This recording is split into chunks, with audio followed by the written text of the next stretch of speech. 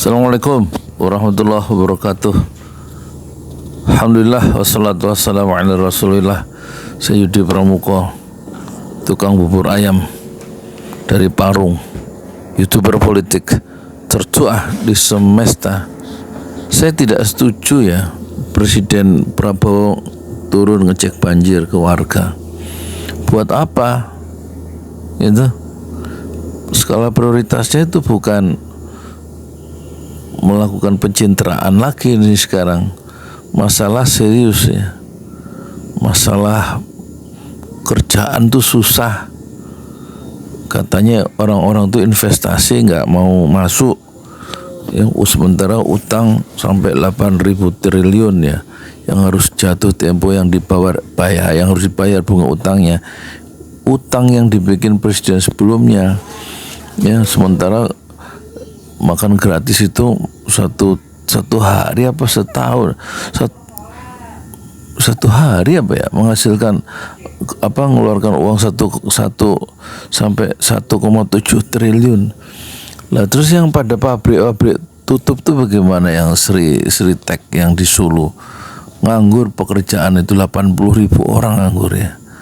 Jadi kalau masuk gorong-gorong terus masuk pakai sepatu bot ngecek banjir buat apa? Masalahnya itu nggak di situ, masalahnya ini apa?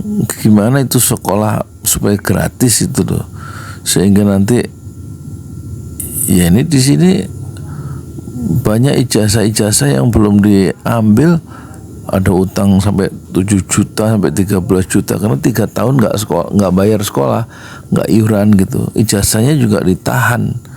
Dan kasus-kasus ijazah ditahan itu sudah lama. Itu harus gimana itu diselesaikan, sebab kalau nggak ada ijazah kan nggak bisa kerja.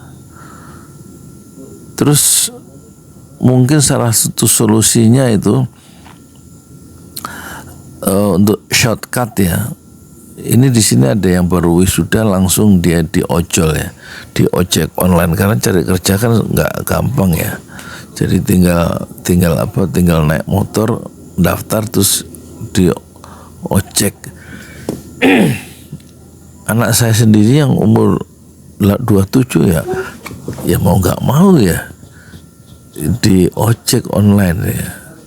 Setelah ngantarkan makanan juga nggak memadai untuk biaya hidup ya kan. Dan dia mungkin malu hati dengan orang tuanya ya, yang sudah senja tapi dia tampaknya ingin berkontribusi kira-kira gitu. Tapi lulusan SMA nggak mudah juga cari kerja.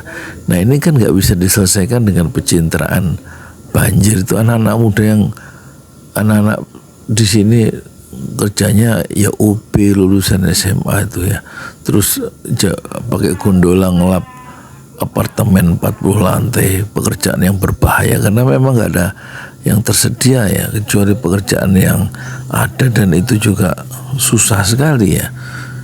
Ini masalah-masalah gini-gini kan serius ini. Jadi jangan berantem atau jangan soal-soal politik tingkat tinggi aja yang diurusin, atau apalagi hanya pencitraan, masuk gorong-gorong lah, masuk banjir yang tergenang di Bekasi. Kayaknya masalahnya bukan itu deh kalau menurut saya.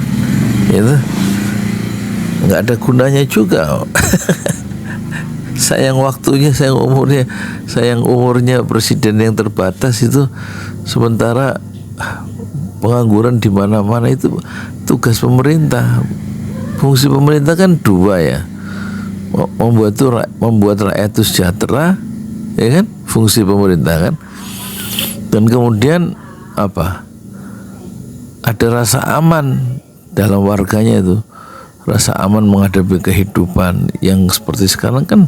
Banyak orang cemas tuh, pekerjaan susah, apalagi sekarang masuk TK aja 6 juta anak-anak, yang keluarga-keluarga muda yang gajinya UMR terus masuk TK untuk anak pertamanya itu 6 tahun 6 juta 5 juta itu kan bikin pusing itu. Nggak bisa ini negara diurus dengan gagah-gagahan, mentang-mentang banyak media banyak platform pakai YouTube kayak Gubernur Jawa Barat itu ketika bongkar yang di puncak terus di demo sama karyawan-karyawannya yang kehilangan kerjaan, gimana itu? Nggak bisa gagah-gagahan begitu kan?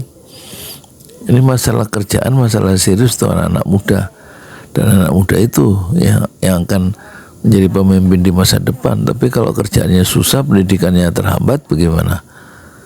Harus ada pemikir-pemikir besar ini, bukan seorang politisi yang biasa. Harus ada pemikir yang besar yang betul-betul membawa bangsa ini ke arah kemajuan, bukan terus membanggakan proyek strategis nasional di mana-mana. Lah kebocorannya nggak diantisipasi tuh, kebocoran pembangunan dengan dana-dana yang lewat dana antara itu. Saya kira kok ada arah yang keliru ya dari Prabowo sebagai presiden itu. Nggak ada harapan yang saya lihat tumbuh ya, apalagi dia bekerja di bawah bayang-bayang presiden sebelumnya. Yang presiden sebelumnya itu juga nggak mengesankan, karena presiden yang banyak utang dan presiden yang banyak bohong, ingkar janji di mana-mana, dan kemudian setelah selesai jadi presiden juga dicaci oleh rakyatnya, adili Jokowi di mana-mana. Itu menunjukkan ada kegeraman yang meluas ya di kalangan generasi muda yang tidak puas ya dengan keadaan yang diakibatkan oleh keputusan politik yang keliru dan bukan memihak rakyat tetapi memihak oligarki dan pengusaha, dan juga memihak teman-temannya sendiri. Assalamualaikum warahmatullahi wabarakatuh.